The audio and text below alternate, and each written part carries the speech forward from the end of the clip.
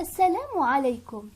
Dans cette vidéo, nous allons faire une petite révision, un petit résumé du myélome multiple ou maladie de Kallert.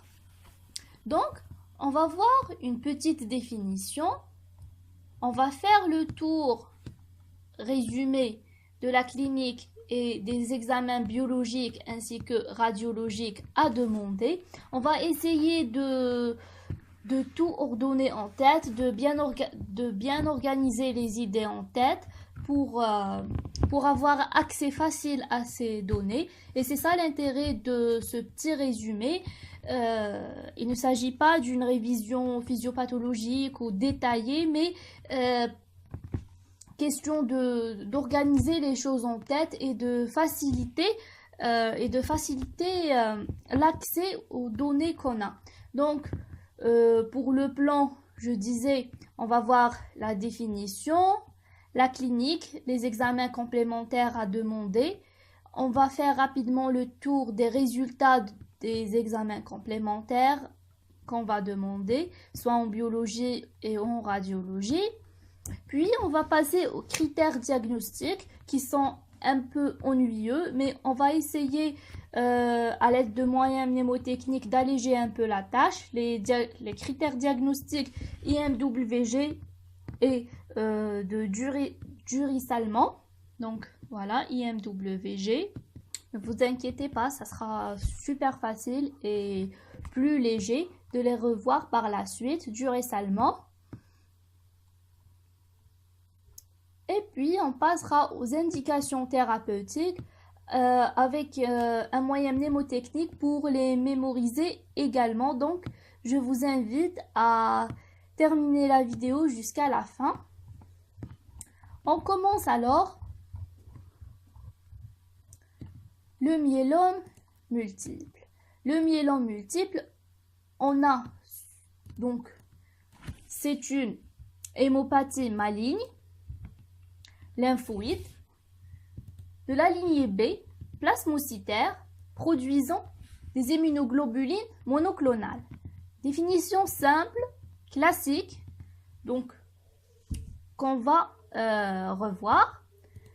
Le myélome, bon, ça intéresse le sujet âgé, il est de mauvais pronostic, je ne fais que lire et je suis sûre et certaine que vous pouvez lire vous-même aussi. Donc on passe aux choses intéressantes. Myélome multiple. On a tendance à faire cette abréviation, le MM, pour myélome multiple. Et personnellement, j'aime rajouter un troisième M immédiatement, le troisième M, pour parler de monoclonalité, parce que c'est important de garder ceci en tête, d'avoir en tête qu'il s'agira d'une monoclonalité. On verra par la suite pourquoi. Donc, hémopathie maligne qui va intéresser les plasmocytes. On aura une prolifération plasmocytaire qui vont produire des immunoglobulines monoclonales, c'est-à-dire la même clonalité. Comme son nom l'indique, myélome. Myélome. Donc, myélos, c'est-à-dire la moelle osseuse, et homme, c'est-à-dire la néoplasie, la tumeur. Donc, comme son nom l'indique, c'est toujours bien de commencer par le terme proprement dit parce que ça nous apporte pas mal d'informations et ça permet de nous orienter. Myélome, quand on a à l'esprit myélome, donc myélos, on est dans la moelle osseuse, donc on est dans l'os et exactement dans la moelle osseuse. Homme pour la tumeur, donc il y a une néoplasie, une nouvelle prolifération au niveau de la moelle osseuse. Et la question qui va nous venir à l'esprit immédiatement, c'est que quel type de cellules qui vont faire cette prolifération? Et la réponse est immédiatement présente. Il s'agit de plasmocytes qui sont de la lignée B. Donc, c'est une prolifération lymphoïde. Et on revient maintenant à notre définition. Il s'agit d'une hémopathie maligne, lymphoïde, de la lignée B, plasmocytaire, ennuyeuse, etc., etc. Donc, je préfère qu'on commence par myélome, myélose, donc moelle osseuse. Il y a une prolifération. On se pose la question, quelle lignée? Donc, c'est plasmocytaire parce que immunoglobuline monoclonale, c'est les plasmocytes qui vont nous donner des immunoglobulines. Donc, MM, et immédiatement, on rajoute un troisième M pour rappeler la monoclonalité, qui est un point important. Donc, le petit schéma, mais on va revoir la clinique et les examens complémentaires sur le schéma suivant. Ils sont mieux organisés. Donc, voilà. On disait myélome multiple parce qu'on aura de lésions multiples par la suite. Donc, myélome, on est dans l'os, voilà notre os. On est dans la moelle osseuse, voilà le canal médulaire.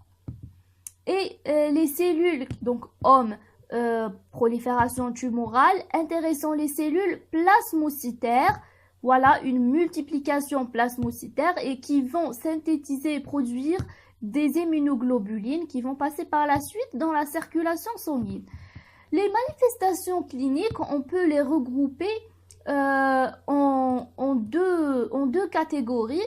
La première, en relation avec la multiplication et la prolifération tumorale, et la deuxième, en rapport avec les immunoglobulines qui vont passer dans la circulation sanguine et aller un peu partout, faire leurs manifestations cliniques. On commence par la multiplication plasmocytaire. Donc, c'est une néoplasie et c'est une tumeur maligne, une hémopathie maligne. Et c'est classique que cette prolifération soit associée à une altération de l'état général. Donc, cette multiplication associée à une altération de l'état général. Maintenant, je répétais depuis tout à l'heure, myélome, myélose, on est dans la moelle osseuse. Immédiatement, l'idée qui est censée nous venir en tête, c'est on est dans la moelle osseuse, il y a une prolifération tumorale de plasmocytes. Donc, les différentes lignées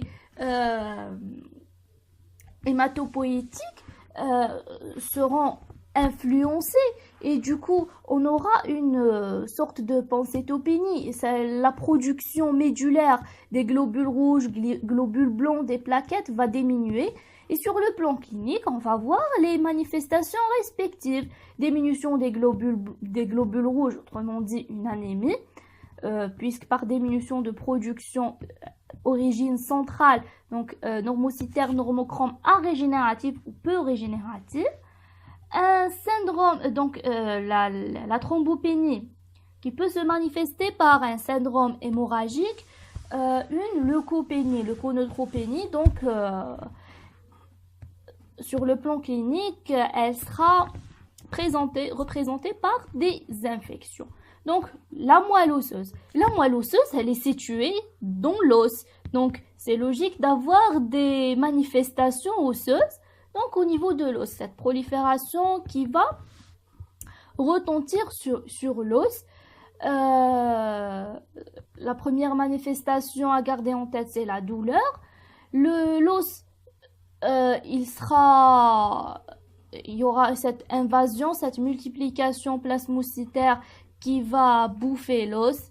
Donc, l'os sera pathologique et on aura des fractures pathologiques et ces douleurs peuvent être en rapport avec les fractures pathologiques.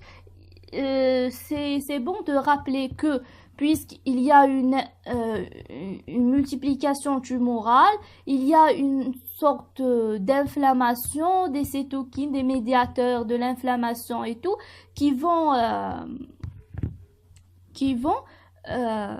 agir sur le remodelage osseux, les ostéoblastes, les ostéoclastes, et ça va favoriser l'ostéolyse. Et donc, on aura cette hypercalcémie.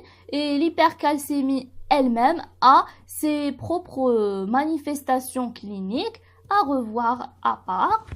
Donc, on peut aussi avoir une tuméfaction, puisqu'il y a des cellules tumorales qui vont se multiplier par-ci par-là. Les tuméfactions. Donc, petite récapitulation, myélome multiple. Myélome, on est dans la moelle osseuse. Une prolifération de cellules plasmocytaires qui vont produire des immunoglobulines. Deux catégories de signes cliniques, donc en rapport avec la multiplication plasmocytaire et en rapport avec les immunoglobulines qui vont passer dans la circulation sanguine. Sur le plan multiplication, on vient de voir l'altération de l'état général. Au niveau de la moelle osseuse, anémie, thrombopénie, leuconeutropénie et leurs manifestations. Au niveau de l'os, c'est les douleurs, les fractures pathologiques et l'hypercalcémie. Maintenant, les immunoglobulines. Les immunoglobulines sont de nature glycoprotéique. Ce sont des protéines. Puisqu'il s'agit d'une prolifération non contrôlée de plasmocytes qui vont générer davantage d'immunoglobulines qui vont passer dans le sang. Donc, il y aura cette hyperviscosité. Voilà. Il y a un endroit important à circonscrire, c'est au niveau rénal. Donc, il y a risque de tubulopathie myélomateuse et d'insuffisance rénale du fait de ces immunoglobulines. Et puis, on a l'amylose AL. L'amylose AL, puisque c'est toujours à cause des immunoglobulines qui sont de nature protéique et qui peuvent servir, donc voilà, AL, amylose en rapport avec la chaîne légère, qui peut servir comme précurseur de la substance amyloïde et qui peut aboutir à une neuropathie amyloïde. Ceci dit, donc myélome, moelle osseuse, multiplication plasmocytaire, deux catégories de manifestations, la prolifération tumorale et les immunoglobulines. Maintenant, on passe à un siège particulier quand cet os, c'est la vertèbre. Quand c'est au niveau vertébral, on a les composantes neurologiques et on craint la compression médulaire ou radiculaire. Donc, on peut avoir des signes neurologiques en rapport avec ça. Donc, c'était ça, une revue de la clinique du myélome multiple.